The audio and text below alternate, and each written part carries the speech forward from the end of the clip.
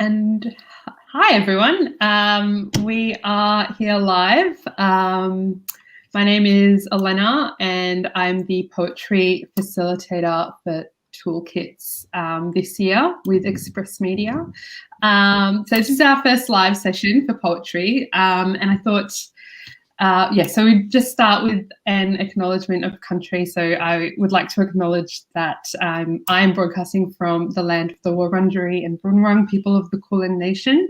I'd like to acknowledge that sovereignty was never ceded, and to pay respects to the elders past and present. And I'd like to also just acknowledge in particular the nature of what we're talking about today and in this program in regards to poetry as a form of writing communication, and also the sort of relationship to land and country, which we'll be talking about in terms of our topic tonight, which is Ecopoetics. And I'll introduce our guest very shortly, Nandi Chinna. I first just want to give a little bit of an overview of what Toolkits is. So this is an Express Media program, runs for 12 weeks, not about 12 weeks. And it's a practical program for young writers. In the poetry group, we write, workshop, read, edit, play poetry games, and explore a whole bunch of different facets of the very broad scope of poetry, with 8 very talented poets and me. The idea is to sort of engage with the form in different ways and to provide a space for shared learning and exploring. So we've looked at sonnets, we've looked at non-traditional constraints and kind of more experimental styles of poetry. And today we'll be exploring the poetics, ecopoetics, or poetry and ecology together. I'd also like to mention and thank our partner, Australian Poetry, and our sponsor, the Copyright Agency. And now to introduce Nandi. So Dr. Nandi Chinna is a writer, researcher and environmental activist based in Fitzroy Crossing, which is in the Kimberley region of WA. She's the author of The Future Keepers, Swamp, Walking the Wetlands of the Swan Coastal Plain, Alluvium, How to Measure Land, and Our Only Guide is Our Homesickness. And Nandi's very kindly joining us today to talk about her poetry and activism and environmental knowledge. So sorry, I keep saying before, but before we go into that, Nandi, I thought it would be really nice to hear a couple of poems from you to kick off. Sure. I'd also like to acknowledge the traditional elders of where I am, which is the Bunuba people. So I'd like to just acknowledge that I'm broadcasting from their traditional country. So I'll read a couple of poems from The Future Keepers. That's my last book that came out last year. And well, perhaps I'll read the title poem because I wrote some of these poems when I was a writer in residence at Kings Park and Botanic Garden in Perth.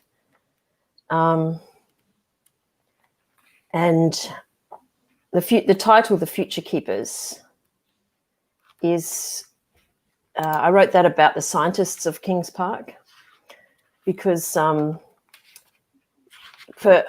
guess for people who don't know, Kings Park is a big botanical garden. It's one of the largest botanical gardens in the world, a city botanical garden, and it's right in the centre of the city. And like most people probably just see Kings Park as some nice gardens. It's got a beautiful view across the Swan River and to the city. But when I was writer in residence there, I got to see the back end of the park and the science and how a lot of the Kings Park scientists are trying to preserve plants for a distant future when We don't really know what this state this planet's going to be in. And so they're trying to keep tissue culture and seeds of endangered species alive and well, so that at some future date, some unknown person may plant them. So this poem is called The Future Keepers, and it's about the scientists of Kings Park.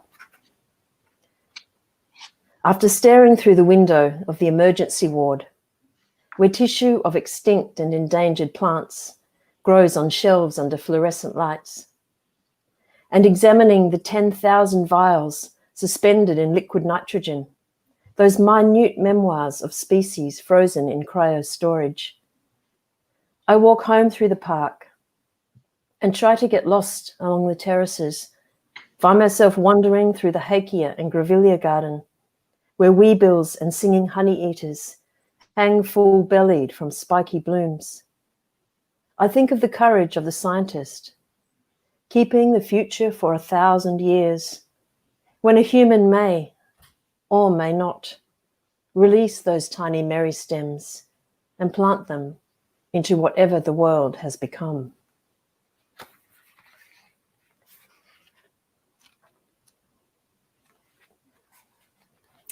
And this other piece, I guess I'm going to read, it kind of signals a bit of what our conversation is going to talk about later today, about First Nations poetry and ecopoetics, and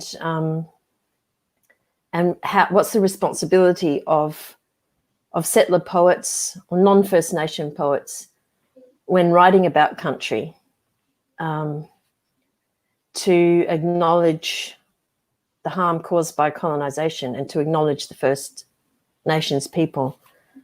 So this piece is called Speaking in Tongues, and it's about a friend of mine who's around my age, who was taken from her parents when she was just a baby, and she was taken to a place called New Norcia, which was a monastery, and it's now a place where tourists go. And I've been there on writing retreats myself many times. And every time I go there, I can't help thinking about the children, the stolen generation that were taken there, and how things must have been for them. So this is called Speaking in Tongues, and it's for my friend Sharon Egan. The aging monk is wearing his white summer robes that reveal the stains of grapes and thorns and roses.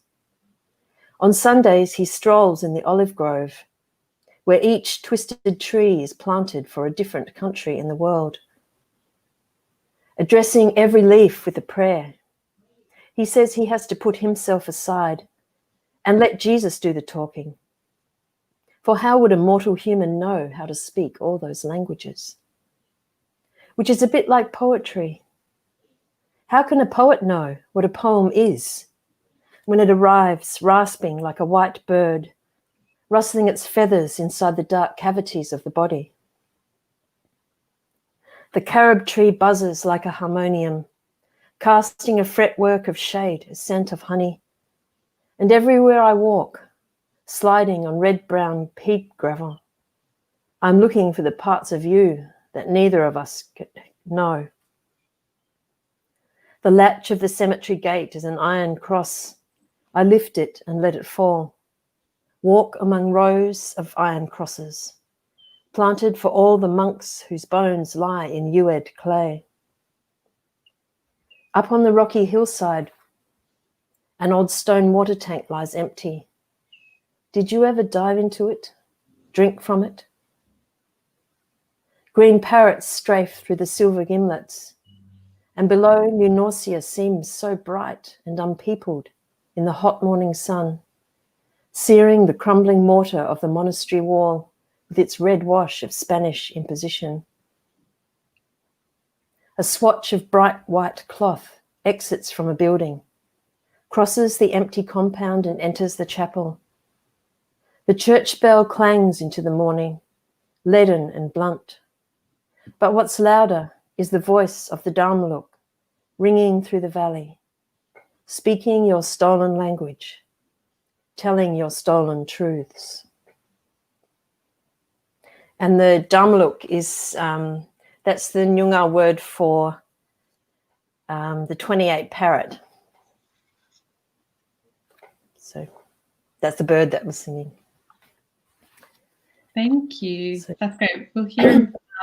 Thank you so much. I was reading along with my copy, which is why I was looking down.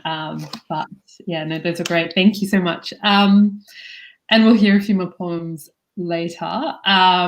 So I thought we would start off with my first question for you is, could you tell us a little bit about your own background as a poet and as how this kind of developed alongside or maybe separately from your kind of environmental interests. And if you could just talk about kind of how you kind of got to this point and a bit more about your poetry, that would be great. Yeah.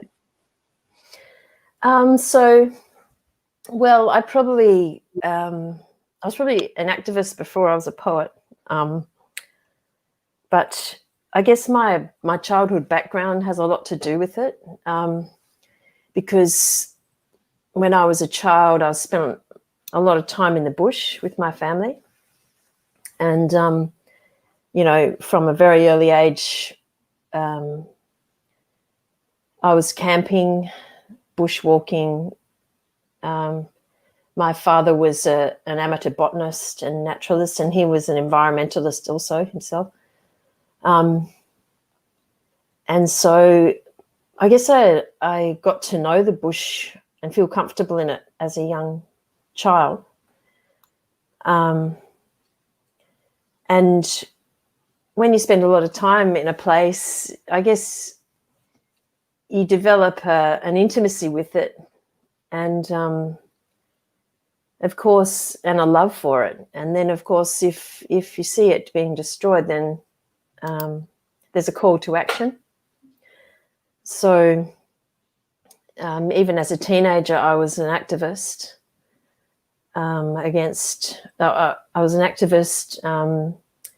trying to support Indigenous land rights, stop uranium mining and looking after country. And I'm involved in various campaigns as a teenager. And everywhere I've lived, I've basically become involved in campaigns because that's an unfortunate reality, is that everywhere you go, there's a lot of destruction happening. And there's always later on, when I became a poet, there was always a conflict of how much energy I'm putting into activism, how much I'm putting into poetry, what is the value of each of those. But I started writing poetry about the environment, ecology, ecopoetics, because I felt like I was banging my head against a brick wall, really, with activism. Because even though all the knowledge was there about what harm a lot of development practices and mining and those sort of dam building have on the ecological values of places, there was no will in government to do anything about it, and people weren't being listened to. And so I started to think, well, I think the feeling, the emotion, the encounter, the experience, that needs to be talked about. Why is it important to protect these places, not just for their intrinsic value, which is probably the main reason, but us as humans, we're another being on this planet, and we interact with all these other species, and they give us so much value in that interaction. There's just so much evidence of that. You know, more recently, evidence of nature relatedness, connection. What connection to nature does for people, that has been studied through psychology and science and what have you. So I just thought I want to write about my experience of love, of passion, of intimacy, of encounter, because love is something that's missing in environmental impact statements and all that kind of stuff that you got to deal with in activism.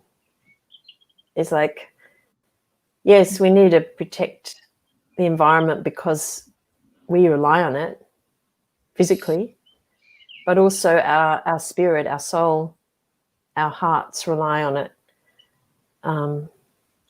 So that's why I started writing poetry about ecological systems and walking around in nature. That's so interesting. So yeah, the idea of kind of coming to nature through activism and then finding a voice through poetry that activism can't quite capture. And those two kind of aspects, I suppose, they both can't do everything. Like each does something the other can't. And poetry is perhaps that way of connecting or broadening. And yeah, I feel like this is a really nice segue to my next question, which is what is ecopoetics? Well, I think it's quite a contested space. And there's a lot of definitions out there. But the one that I really like, I'll read it out to you. Well, there's several aspects to this, but this is a theorist, Jonathan Skinner. Because, like, when I was thinking about what my poetry was, I looked to the definition of the word ecology. The word ecology was created in 1873 by a zoologist called Ernest Haeckel. And it comes from the Greek oikos, meaning house. Otherwise, a place of habitation, a dwelling place. And so Jonathan Skinner, his definition of ecopoetics is eco here signals no more, no less than the house that we share with several million other species. It's a theory and praxis of deliberate earthlings. And it exists on the ecotone between ecology, ethnopoetics, and poetics. So it's kind of an edge where culture and nature meet, culture and ecology meet. And this other fellow, Christopher Origo, when he's written about it, and I can send you the links to these articles. So he's saying a good eco poem is a house, making a house founded on the tension between the cutting edge of innovation and ecological thinking. So I like that idea of like eco coming from ecology, meaning dwelling place, and poetics, meaning coming from the word poesis, which the root word means making.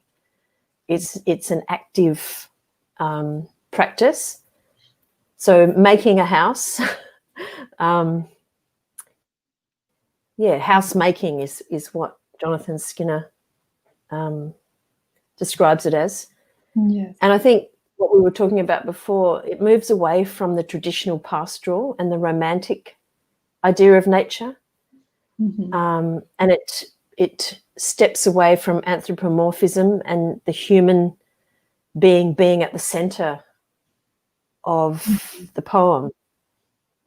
It's ecopoetics is opening up to a myriad of other voices, both ecological and cultural. And it's humans are just, I think it places humans as just one more species one species amongst all of us. It's like a decentering of the kind of human experience. A decentering. And in the Australian context, Peter Minter, he's a First Nations writer. He talks about the unsettling, and I think that's what Ecopoetics sets out to do as well, is to address colonisation. Because you can't, in Australia, you can't talk about country, you can't talk about plants and birds and animals and rivers without addressing colonisation. It's just a big glaring block in front of you. So the idea of unsettling, that's something I think about a lot in my poetics, and I strive to do that. I don't know if I achieve it. It's just always something there that I'm trying to take into account with every poem. I think Michael Farrell, and there's another. Sorry, I was thinking. I think Michael there's another also written about the unsettling. Go on. Yeah, Michael Farrell also. Yeah, yes, Sorry. His whole thesis was about that kind of thing.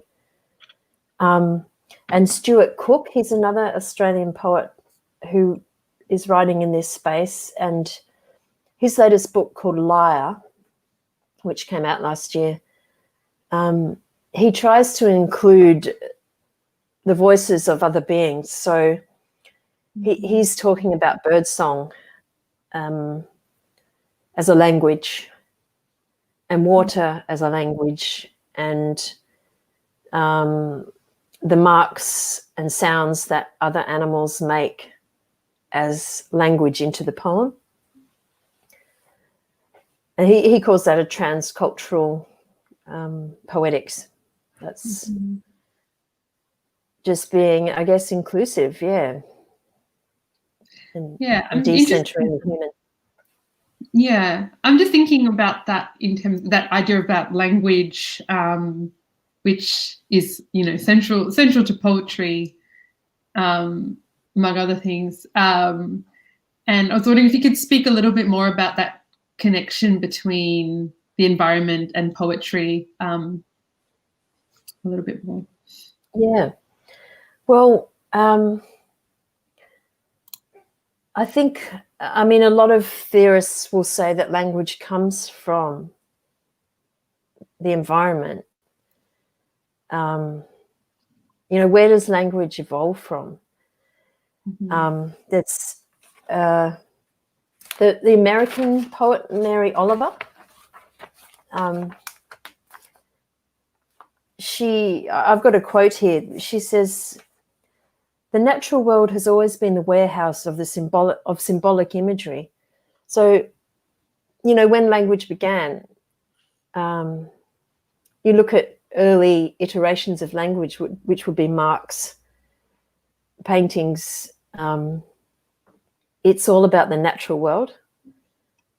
And she says, "Poetry is one of the ancient arts, and it began, as did all of the arts, with the original wildness of the earth. And it also began through the process of seeing and feeling, smelling and touching, and then remembering." And so she talks about poetry beginning with those, the attempt to describe your perceptual experiences of the earth, all your senses. That's what I rely on a lot in my work is taste, smell, touch, listening, listening to everything, opening up your senses to what's around you.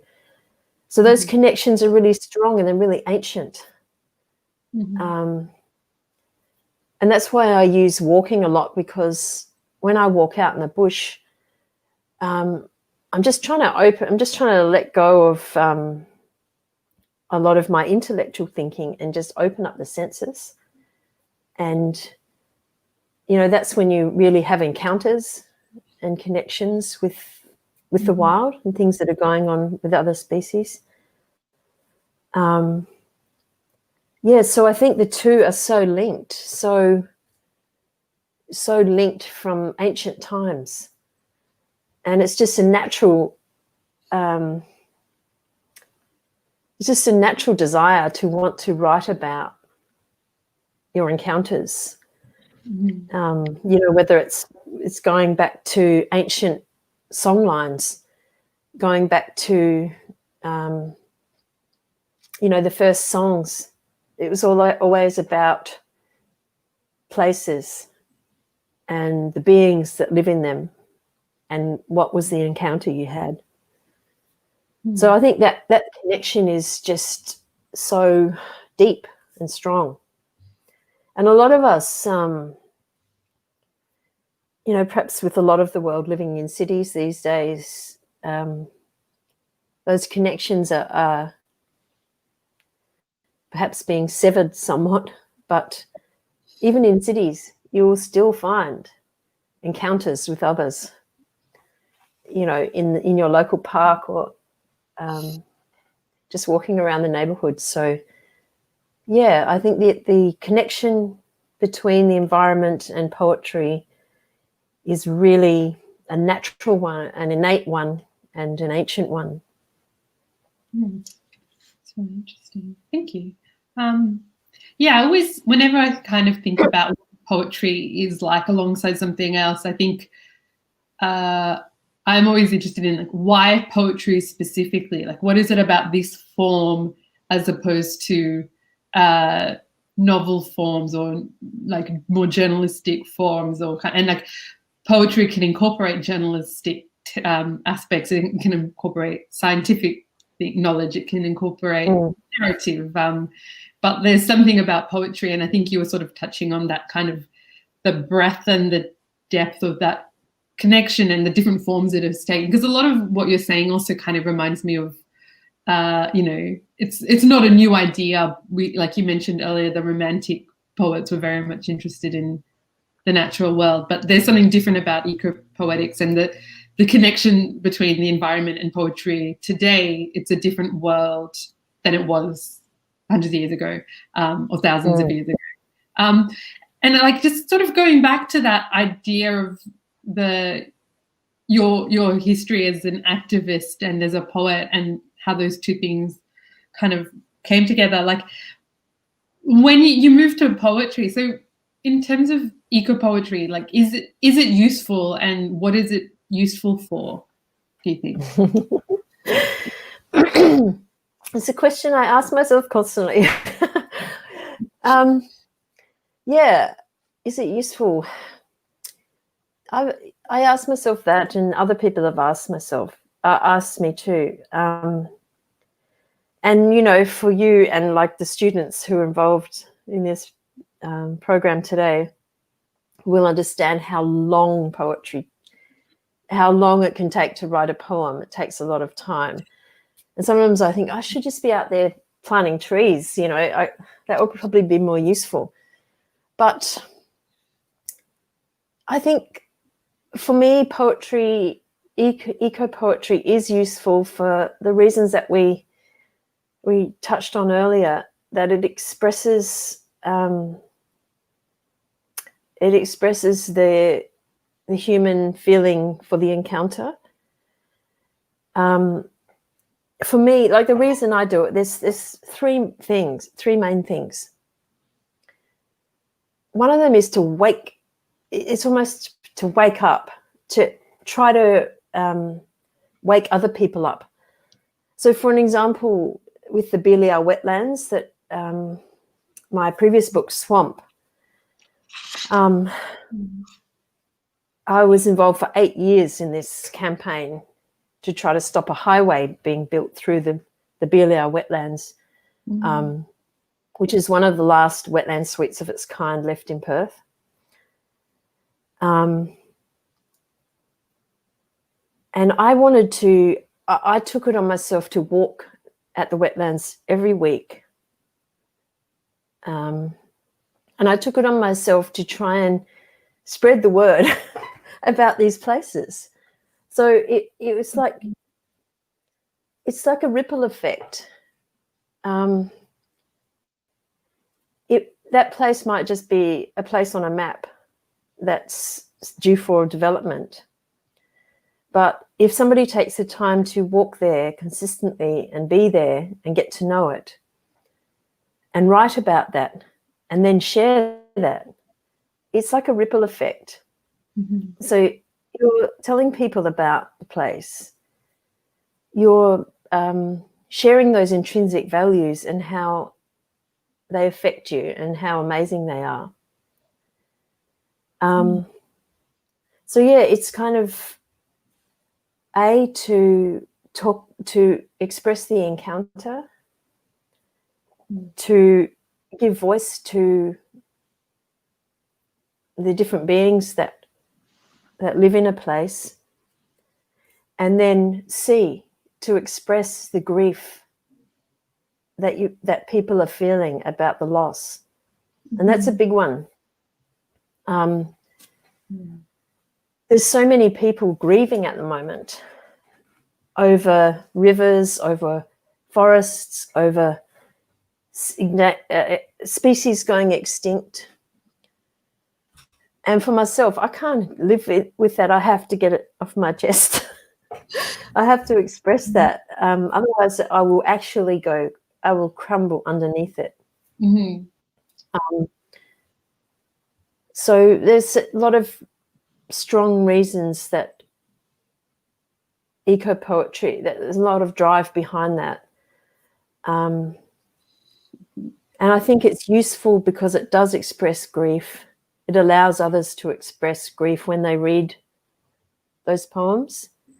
And they can, I have people contacting me, telling me this, that it helped them because they were grieving so much about even just a loss of a tree in their street. And to be able to have some outpouring of grief is necessary. So poetry, yeah, it is useful. It's a call to action. It's an expression of a place that brings it out, like the Belia wetlands, the wetlands of Perth. Now, whoever reads that book will have a lot more of an intimate understanding of that place and why it's important to save it. Whereas before, it might have just been a name on a map. So it's bringing places alive, bringing places into consciousness. It's sort of like, yes, I've wrote something down about that. So, so eco-poetry can function to wake us up to the diversity of life around us and draw attention to the psychological and physical impacts of environmental losses. And this is regarding the Belia wetlands. When poets write about the graceful sun moth and turtles estivating in the mud, the seasonal migrations of birds, the rustling, clicking, singing swamp, they're articulating the life residing there, speaking the names, repeating the songs, describing the colours, sounds and sensations on the body that walks within the ecology. And all of these poetic acts help to transform the comprehension of a place from a shaded area on a map to be re-engineered or shuffled about into a living, breathing, essential source of life, beauty and solace. So, yeah, in my mind, that's useful. I don't know if anyone else would agree.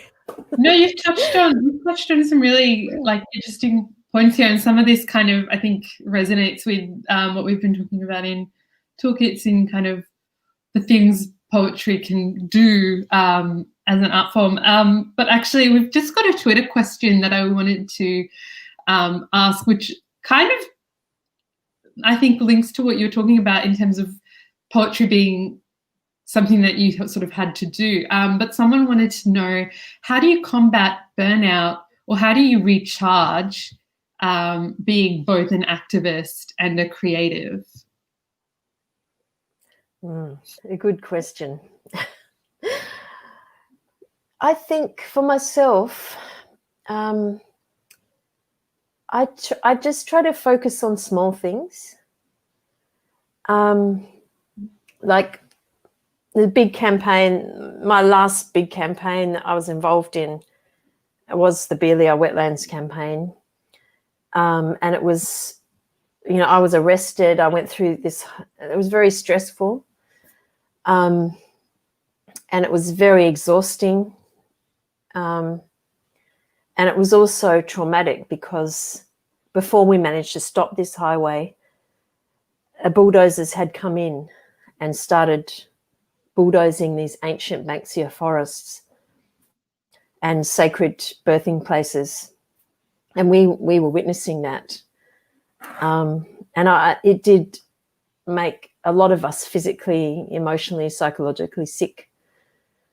But I found like writing the poetry helped me to deal with the trauma and the exhaustion of the campaigning, but also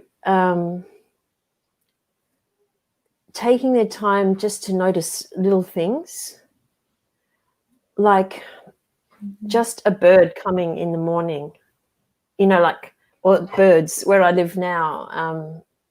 There's a lot of small finches and honeyeaters and also bigger birds that come around, and I put water out for them. And I found that so healing, is to recharge, because you do need to recharge. And like the person has suggested, writing about these things is exhausting.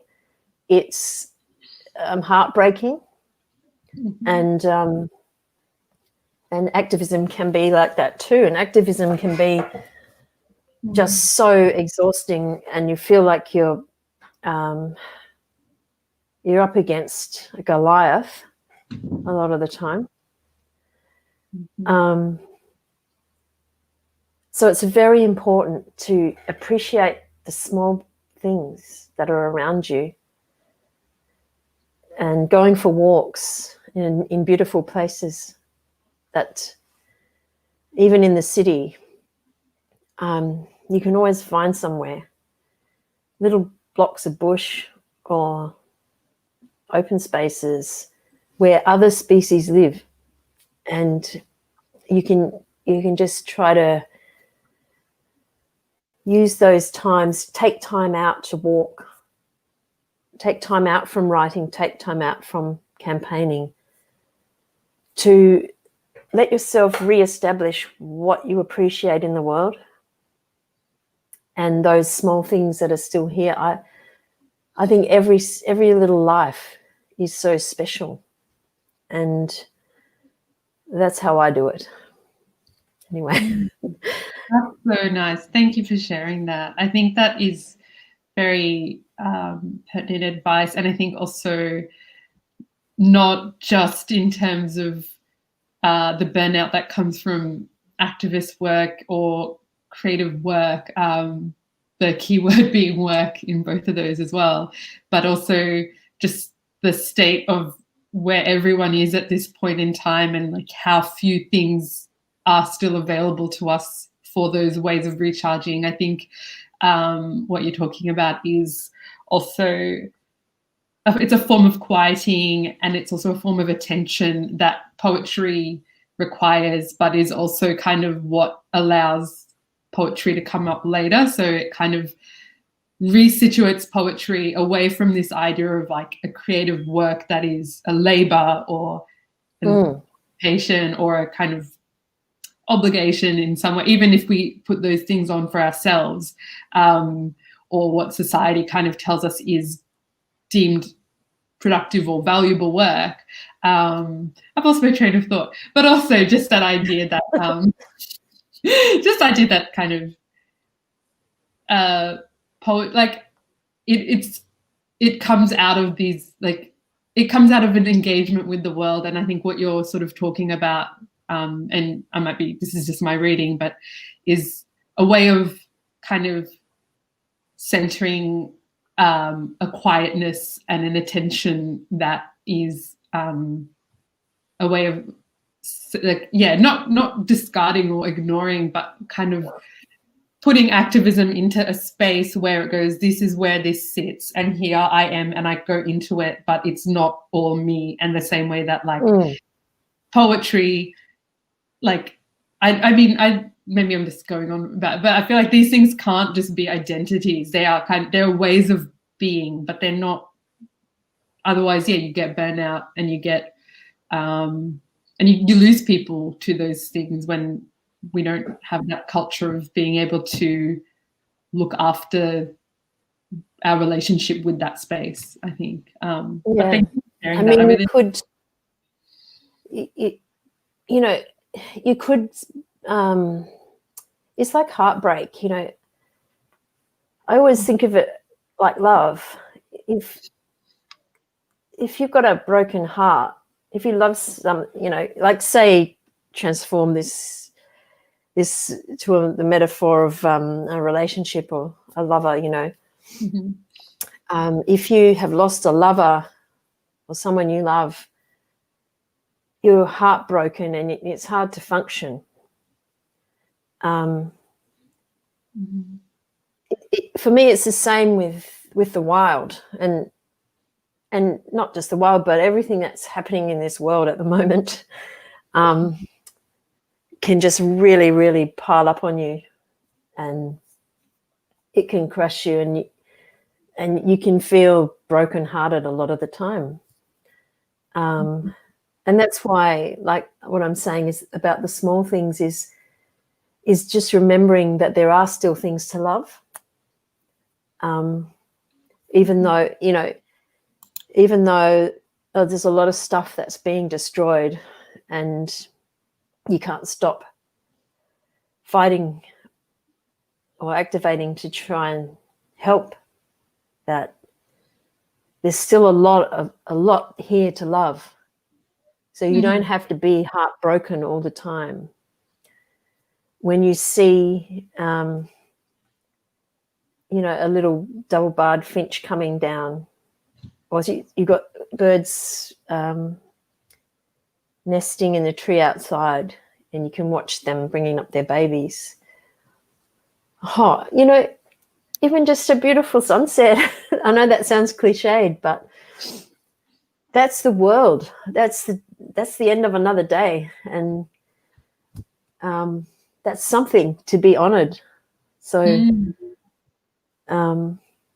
that's what I try to do, is because I have been in that space that this person's talking about, which is totally broken, and that it's hard to function that way. You do need to function. You're no good to anybody or yourself if you can't function. So yeah, to me it's about love and still appreciating. Don't turn your back on what's still there, even though there's a lot been lost. It's very wise. Thank you. Yeah. I like that. Really hard to do, but like, I mean, love sounds like love is a word that means different things in different contexts, but I like the way you're positioning it here in this space of I guess thinking about why, and then coming back to that, and sort of, yeah, in this kind of nourishing way. I just want to switch to a new question here, which is maybe a little bit of a turn. But you have talked about the sort of colonial aspect of settler experience. Like every settler in the country is benefits from the colonialism that has happened and is ongoing, and there's this land that I'm painting a very confusing picture, and I'm sorry, I haven't really I think about this a lot, and I struggle to talk about it in a kind of way that doesn't sound either really cliche or just like dismissive. But I guess what I want to ask about is how do we reckon with the kind of violence of colonialism and to the land and to the people as eco-poets or as environmental kind of activists? And I think what you've talked about in terms of sorry? Oh, you dropped out for a minute there. Oh, which part did you miss? The last bit. You said, how do we... and then I didn't hear it. How do we kind of confront or reckon with the violence that is the nature of that dispossession as eco-poets or as kind of ecologists, and how does that kind of figure into your activism? Because it sounds like you've got a kind of it sounds like it comes from solidarity, which I think is I think about a lot, and I think is kind of crucial to activism. But I'm just interested to hear your take on and your experience in this area. Yeah, thanks for asking that. I've had to learn a lot throughout my poetic career, I suppose, and my life about this, because, you know, the way I was brought up is like I was brought up in a Western culture sitting on stolen land. I was brought up to just assume a sort of position in which I could sort of do whatever I wanted, you know. And when I first started writing, I don't think I was respecting the elders enough. I think I was looking more to science than the First Nations traditional elders, traditional owners. And then I went through a period of confusion about what I should do, because I felt as a settler poet, I didn't know what my place was, and I still am trying to find that really. But I think for settler poets, we've got a responsibility to address colonisation. We've got a responsibility, if we're writers, to be part of this, to collaborate, if you would, to be part of the unsettling process in which that privileged position is unsettled, unprivileged, I suppose, or yeah. I think the responsibility is really to listen. Listen to the elders. And when I was writing Swamp, I really didn't know what to do, because I didn't know how to address my position as a settler poet on Noongar country. And I spoke to some of the elders, and Noel Nanup, who's a Noongar elder, and he talked about the question of responsibility. And he said that for everybody, regardless of whether you're Aboriginal or not, he's talking about Noongar country, and this is the southwest of South Australia, of Western Australia. If you're born on Noongar country, the country knows you.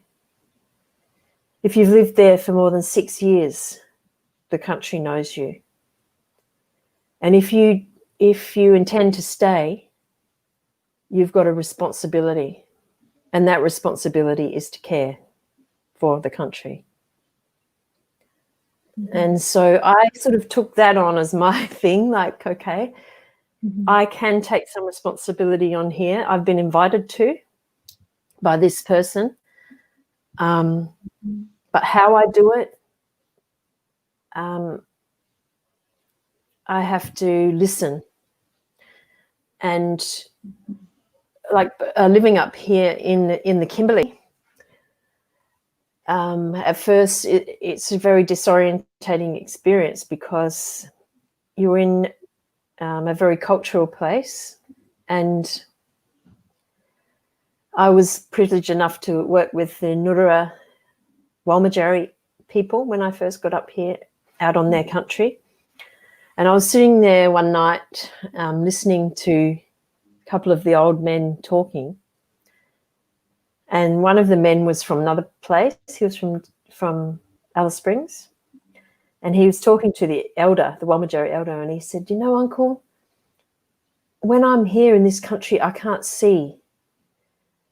Like when I'm home, I know where the animals have been. I know what's there. When I'm here, I can't see.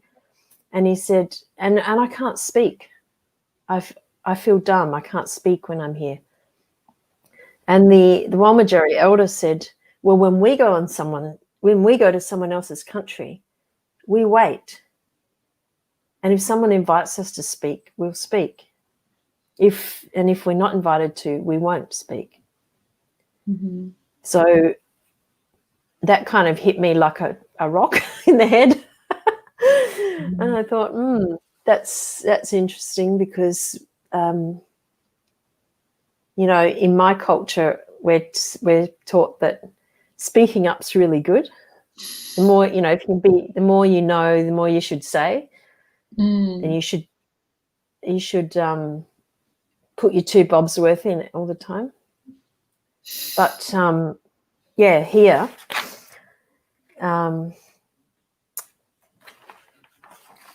it's more listening. If you don't know, then you need to listen.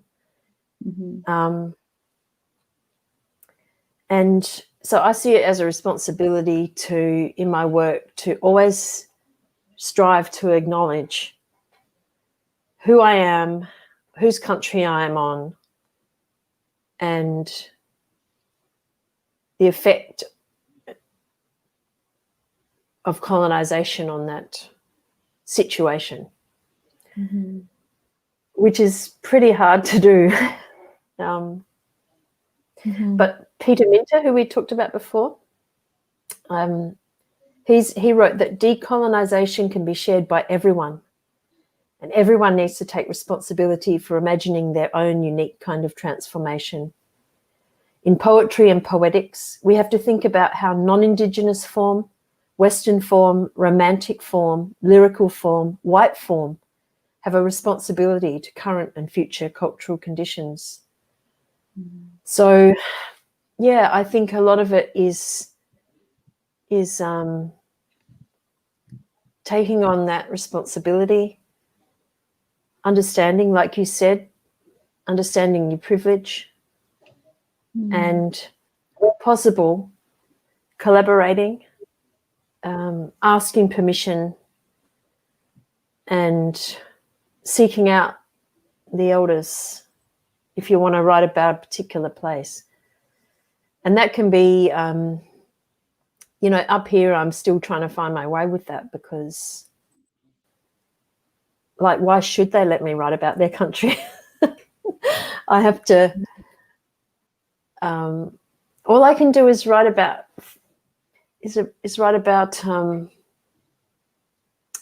try to write about it without owning it, I suppose, without taking anything.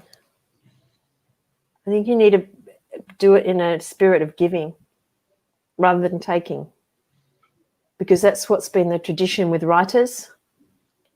You know, the early romantic Australian writing, you know, even people like Patrick White, who is an extraordinary writer, but Aboriginal Australians were written out of it.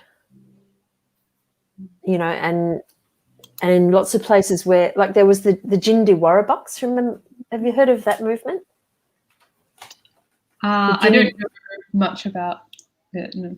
You want to talk about it? The Jindi Warrabucks. They were in the 60s and 70s, and I think their intention was good, but they started writing as if they were Aboriginal.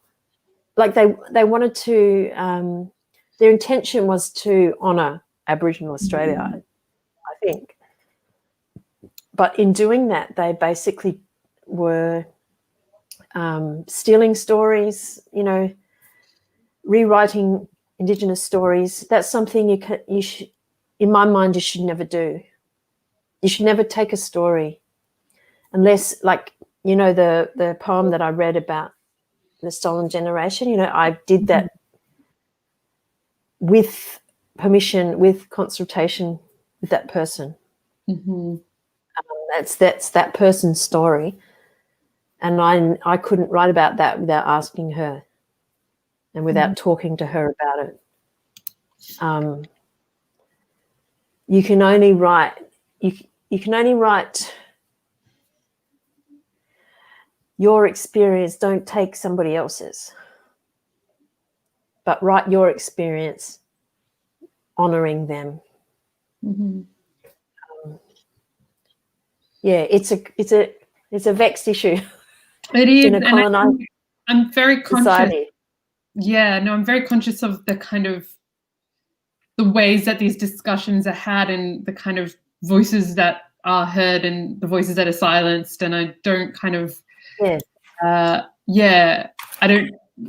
think the thing I do feel is that this sort of thinking and approach kind of, it requires ongoing learning, and it requires an openness to understanding when we haven't done something the right way, and kind of always having, and like what you're saying, like having this idea of like, it's not something of taking, and it's not something about us as individuals, but that, yeah, there's something kind of bigger going on, and we need to be conscious of the lived reality and the world that we're in and that we're creating work in and out of. But I think you kind of touched on those tensions well, or at least as well as we can, given how close we are to time. We've got 3 minutes left. Can I quickly tell you about Ellen van Neerven? Who's a First Nations poet. She talks about writing black to power and influence in Australian ecopoetics. Sorry, just to interrupt. I think Ellen goes by they. Yeah. Sorry, go on. Yeah, she's talking about how First Nations ecopoetics can seek to control language and exploit country. Mm-hmm. Whereas First Nations people are writing with a cultural resurgence and urgency. So that, you know, perhaps it's a matter of stepping back a bit for settler poets. I don't know. There's always, I think that's very, important to be cognizant of. Sorry for that. I think we have a couple of minutes left. Did you want to read maybe one more poem to finish? If we have, you've got one that can.